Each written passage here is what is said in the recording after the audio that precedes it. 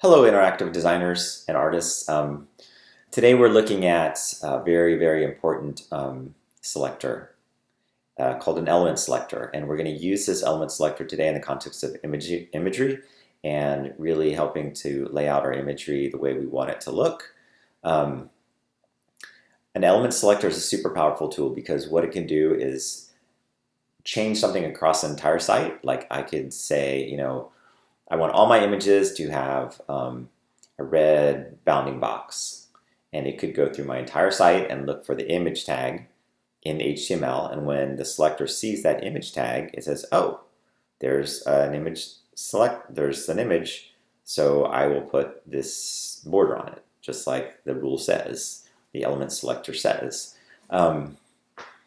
And then, if I don't want to change that border and take it off because it looks really ugly, I can take it off of the element selector and I'll take it off of all the instances of all the images on my entire site. So super powerful. I've taken our sourdough pretzel Instructable, how to make sourdough pretzels, and I've taken some of the items out just to make it cleaner. We have all these in as images in this box over here, but we're going to focus on our external links over here because there's a background image that we're going to put on via CSS again, and we're going to work on stylizing these different images a bit more. So just to remind you that there's two ways to put these images in. If you're in the live view, which I'm going to be because this box is fixed to the right side. It's got fixed positioning. In fact, let's start there with external link buttons and do show set and show you. We have a margin of 125 pixels, setting it off the top because this top piece is fixed. So that's 100 pixels tall and there's the 25 pixel margin here setting it off from the top. Because remember, when you fix something, it takes it out of the normal stacking order.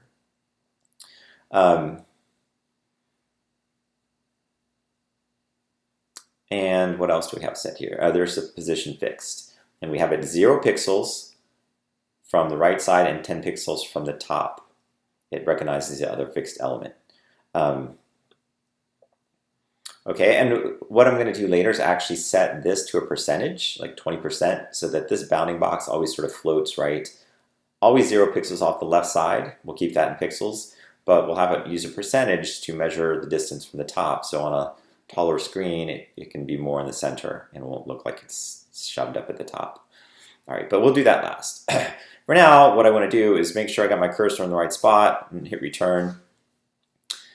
Go to my image insertion, go insert image, and then pick one of my other ingredients, sea salts.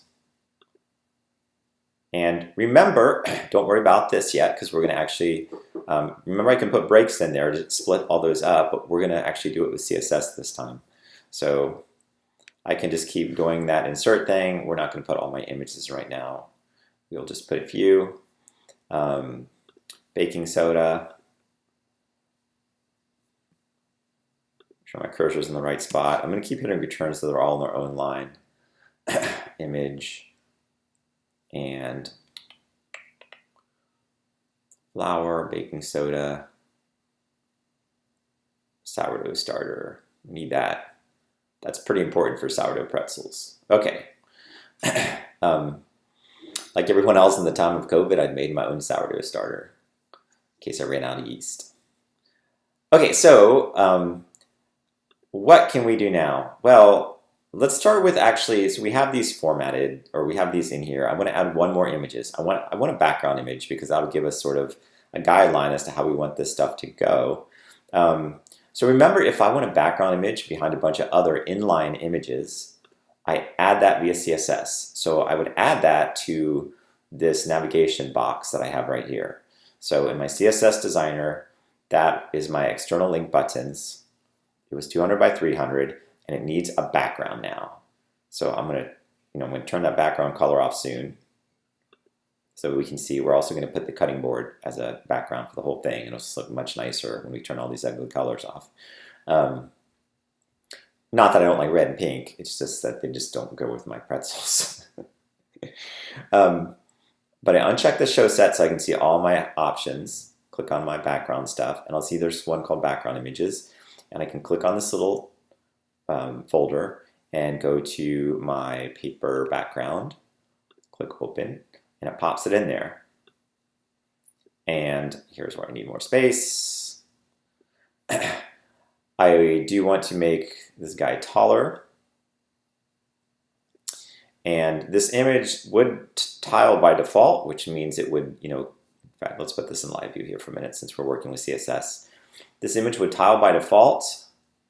You'll start to see the next one. I don't, it's not such a big deal because this box won't be big enough to show the second one, but just in case, I should probably say don't tile. Background repeat, none, just once, no repeat. Remember, I can also size it and place it here. If I want to change the background position, I can move it off of different borders, put it to the left, put it to the right, etc. I am going to make sure that it's off the right edge, so I will click right, and you can see it needs to be a wee bit bigger. My width needs to increase a hair. Here we go. I'm not worrying about this yet. That's what we're going to format in a minute. But first, let's talk about the element, because this is a slightly more complicated element selector we're going to need to target these things. But notice, if I do look at my split again, all of these images are wrapped in this image tag. That's HTML. All it's saying is image source is, and then it has the link to the image itself. Remember that the image is not actually on the page, it's just making a link to the image, and the CSS tells it where to be, how to look, and all that sort of thing. And the basic HTML structure obviously gives it its first indication of where it's going to align and everything. Okay, so we have this code. Image, IMG, is a very popular element selector, a very popular HTML element, so we can format an element selector based on that. But first, we're going to make something that I make for every single page, and that is an element selector for the body. Because at the top of every HTML, in every HTML document, there's a body, which is basically everything the user sees. So at line 9, my body begins, and at the bottom, we'll see the end of my body here on line 35. Everything on my page falls between those, except for the title and the header that shows up in my tab in my browser.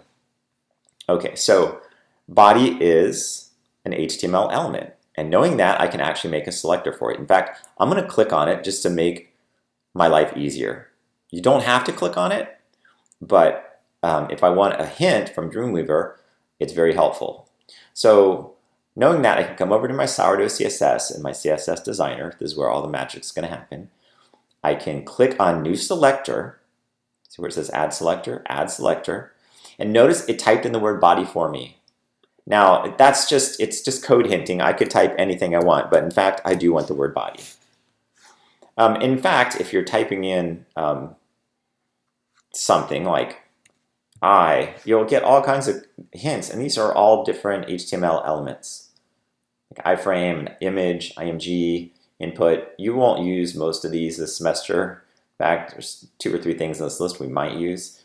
But if we click on it in our HTML first, and then click the plus over here, it pretty much knows what we want to do, and it gives us a pretty good hint most of the times. So notice that's not dot body, and it's not hashtag body. It's just the word body. There's no hashtag, there's no period, because it's an element selector. And the first thing I'm going to do before I forget, I'm going to drag it to the very top of my list, because I like to keep my selectors kind of aligned the way they would be in my HTML. So the body comes at the top, so I'm going to put the body at the top. And then what do I do with this body? Well, first of all, I'm going to set some basic things that are super important for later on when we start doing more responsive pages. I'm going to set the width and height to 100%.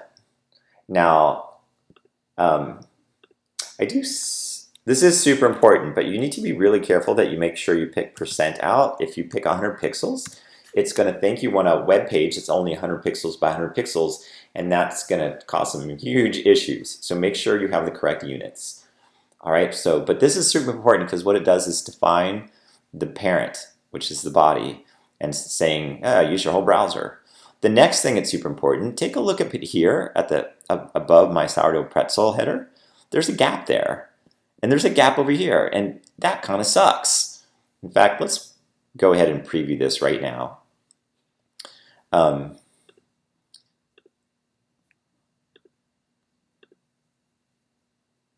So the gap shows up in this browser.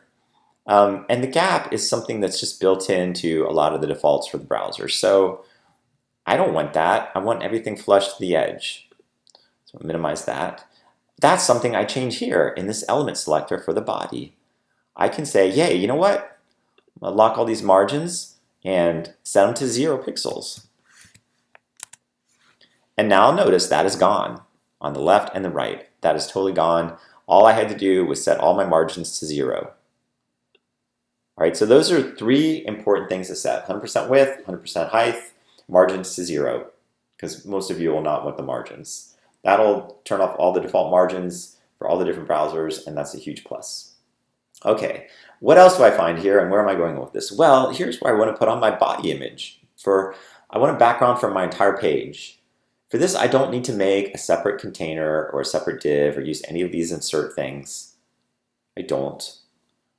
I can just go to my CSS designer, take my body element selector, and again, I'm going to say no period and no hashtag.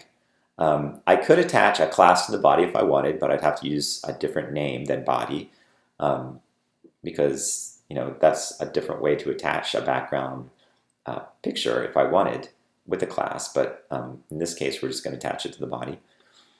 We can go over here to background. We can click where's this background image as the property on our little folder. I can go to my cutting board and I can say open. And we see my cutting board back there. Now I got to set some options here. I got to set it to not repeat. I want it to center and center. And I'm going to do my background size. This one is super important to cover. Then turn this guy off over here. But what that means, it'll spread out to fill my whole background. The other thing I need to make sure that I do is set it to fix because I want it to be back there the entire time and I don't want any weird white line at the bottom. So let's take a look at how this works. And just because I'm tired of looking at some of these boxes, we're going to go to my pretzel header and we're going to turn this background off for a minute. And because I want to get a sense of how this whole thing is going to work. In my main, I'm going to turn this background off for a minute and I'm going to go to my step buttons and I'm going to keep doing the same thing. And you know what? Let's just do it for all of them. Everyone's familiar with where these different div boxes lie by now. So I think it's a good time to just turn all these guys off and then we'll preview this. And when you turn these properties off and these values off, all it's really doing, it's disabling the property and it's doing it in kind of an interesting way. It really just comments them out. Here's my style sheet. So when I disabled my background color, here on line 13, all it did, this is how you comment something. If you want to make a comment, like when you're working with the team, you often do this. You'll write a comment and say, you know what, this rule does this. And if you have to do sometimes you have to do some quirky special values, and you have to say, oh, this is for this browser, Internet Explorer, because it treats it a different way. So I had to add this property and this value to make up for that. And a lot of times you'll make a comment. So because you're oftentimes working with the team as a web developer. But so it's commented out, which just means it won't do anything. It's basically disabled, but it's still there. So I need to turn it back on again, which, super easy in Dreamweaver. So I love that feature in Dreamweaver. Okay, let's go to live again. And let's just go ahead and preview our first element selector at work. Right, my body element selector.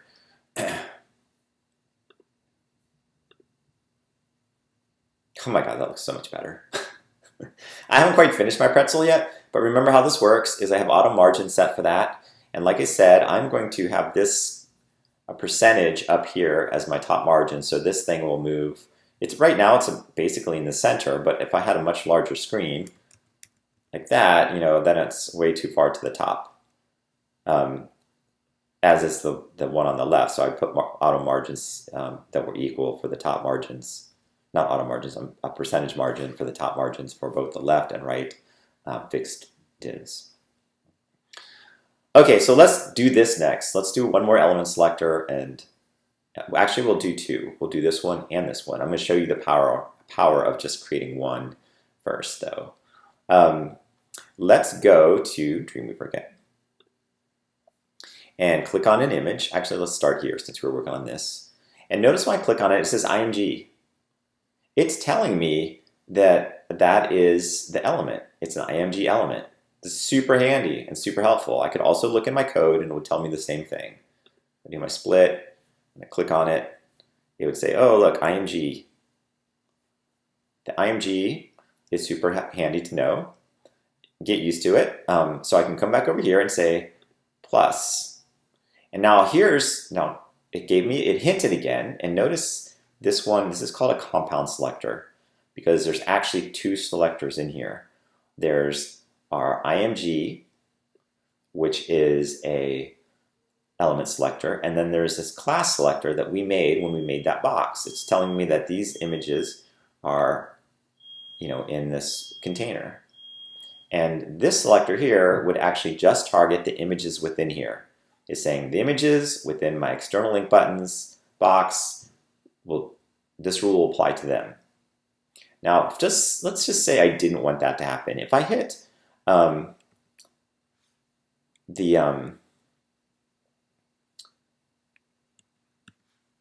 up arrow on my keyboard, it pulls off that first part of it, or I could have just deleted it, just selected and deleted it.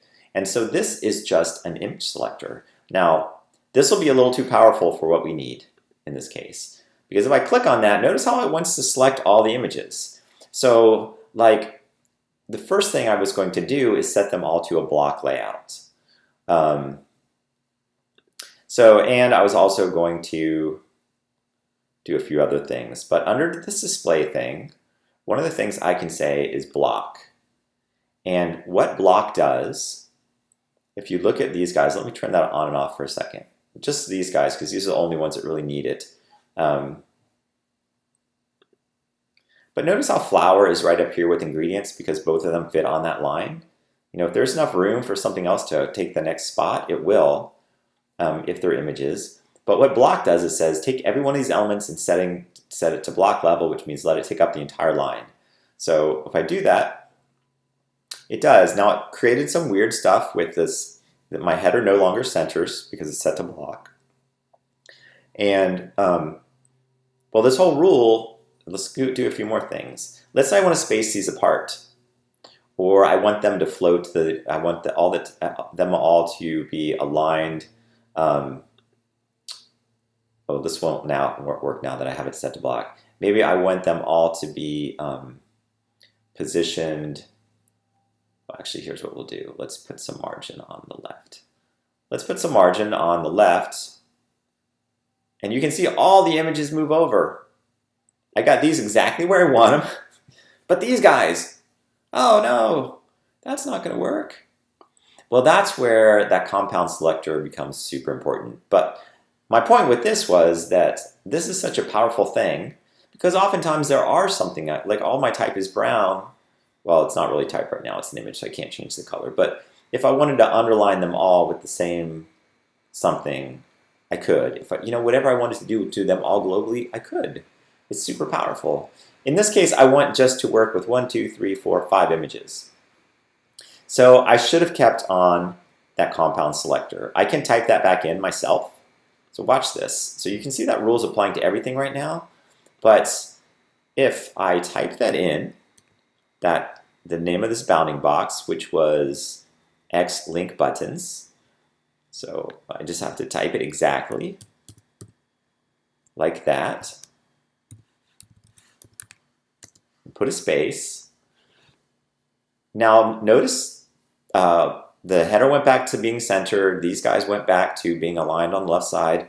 But these guys are still doing stuff. In fact, let's go ahead and change a few more things. Like let's put a top margin on here. And now here's the beauty of this. These are all going to space apart. And here's where some people get confused. I am going to turn the background color on this again. So I'm going to go back to my link buttons thing and turn back on the background color, just so you guys can see the box and the elements in relationship to the box. All right, so it looks kind of ugly again, but it's what we're going to have to deal with. Okay, so now remember all these formatting we're doing to the stuff inside in terms of spacing them around. We can't add margin to this external links buttons box and have these guys spread apart because they're all unique individual things. If I add margins, if I put a margin on this box, it would move it down from the top if I did like a top margin. Not the stuff inside of it, but the box itself. So to change the margins on these individual things, that's where in fact, you know what, I'm going to drag this one down right under it so I can have these kind of grouped together just for ease of use and helping me find them in the future. All right, so my X-links buttons, again, these two match, but this has a space, no comma, just a space, and IMG. Again, this is called a descendant selector or a compound selector. There's either one of those. And there's a sheet on Canvas that if you haven't downloaded and looked at it now, I basically had it under every week and said, take this PDF, HTML and CSS basics, and download it and study it and keep it, file it away. It explains all the slight differences and talks about what a compound descendant selector is and that sort of thing. Okay, let's do a few more things to this. So first of all, we got to bring this whole body down, right? Well, what's that?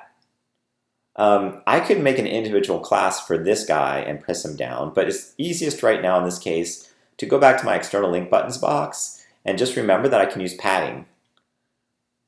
All right, remember padding will push something down.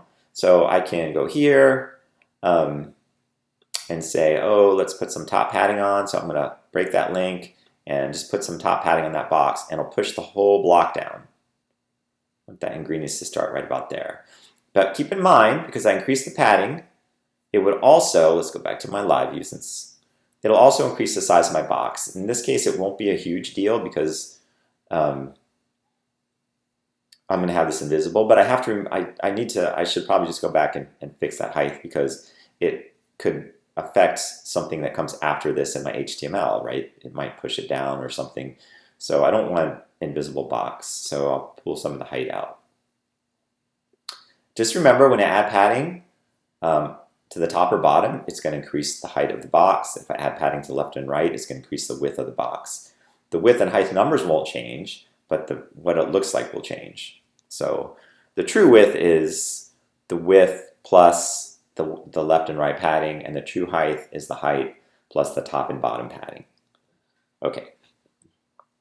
So play with that box model and you'll find out. But let's go back to our compound selector that involves our element selector, IMG, and our external link buttons class selector.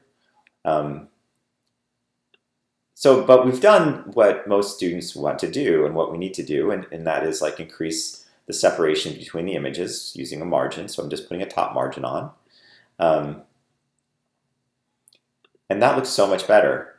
Now when I go back and I turn off my background color from my link buttons, and notice I'm not deleting them yet because I know I'm going to want to turn them back on and off.